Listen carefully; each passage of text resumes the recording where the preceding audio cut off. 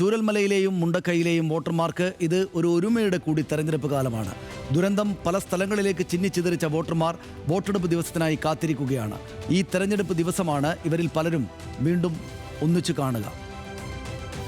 ഇത്തവണത്തെ തെരഞ്ഞെടുപ്പിൽ ചൂരൽമലയിലും മുണ്ടക്കയിലും മുൻപത്തെ അത്ര മത്സരാവേശമൊന്നുമില്ല.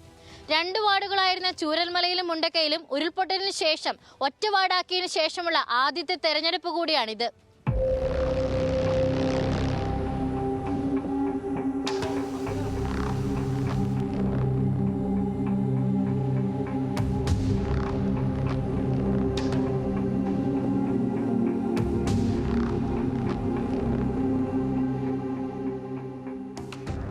നമ്മുടെ പൂർവികർ എസ്റ്റേറ്റ് പണിക്കൊക്കെ പോയിട്ടുണ്ടാക്കിയ, അങ്ങനെ കഷ്ടപ്പെട്ടുണ്ടാക്കി ഒരു വിധത്തിൽ ജീവിതത്തിലേക്ക് കടന്നു വരികയായിരുന്നു എല്ലാവരും.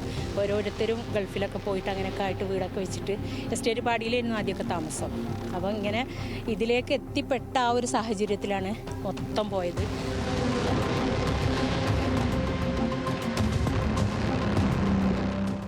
ഞങ്ങളൊക്കെ ഭയങ്കര തിരക്കാവണതിന് മുമ്പ് 7 മണിക്ക് ഞങ്ങളൊക്കെ ഇലക്ഷന് വോട്ട് ചെയ്യാനൊക്കെ പോവുമായിരുന്നു. ഇപ്പോൾ പറഞ്ഞാൽ ഇപ്പോൾ എവിടെ ആൾക്കാരെന്ന് തന്നെ നമുക്ക് അറിയില്ല. എല്ലാവരും 4 വയക്കലുമാണ്. അപ്പം അതിൻ്റെയൊക്കെ ചെറിയൊരു വിഷമവും കാര്യങ്ങളൊക്കെ ഉണ്ട് ഇലക്ഷനൊക്കെ വരുമ്പോൾ. പിന്നെ എന്തെങ്കിലുമൊക്കെ ഒരു പരിപാടി വരണം, നമ്മളെല്ലാവരും ഒരുമിച്ചൊന്ന് കാണണമെങ്കിലൊക്കെ. എല്ലാവരും ഒന്ന് കാണണമെങ്കിൽ ഇതേപോലെ എന്തെങ്കിലുമൊക്കെ ഒരു പരിപാടിയോ കാര്യങ്ങളൊക്കെ വരണം, എന്നാലേ നമുക്കങ്ങനെ കാണാൻ പറ്റുള്ളൂ. അത് അതേപോലെ തന്നെ നമ്മളെല്ലാവരുമായിട്ട് നല്ല സജ്ജീകരണമായിരുന്നു. പിന്നെ വോട്ട് ചോദിക്കാൻ വരലും നമ്മൾ അങ്ങനെ എല്ലാവരും നമ്മളെ വീട്ടിലേക്കൊക്കെ കയറി വരും വോട്ട് ചോദിക്കാൻ. ഒക്കെ നല്ലൊരിതായിരുന്നു, നല്ലൊരു രസമായിരുന്നു സംഭവം. ഞങ്ങൾ ചെറിയൊരു ഗ്രാമവും ചെറിയൊരു ഇതൊക്കെ ആയിട്ട് ഞങ്ങൾ നല്ലൊരിതായിരുന്നു. പക്ഷെ ഇപ്പോൾ എന്നൊക്കെ പറയുമ്പോൾ ഇപ്പോൾ ആരും നമ്മൾ വീട്ടിലേക്ക് വന്നിട്ടൊന്നുമില്ല കേട്ടോ. ഇലക്ഷൻ്റെ ഇത് ശരിയാക്കാനായിക്കോട്ടെ, വോട്ടിൻ്റെ കാര്യങ്ങൾ പറയാനായിക്കോട്ടെ, ആരും വന്നിട്ടില്ല ഇതുവരെ.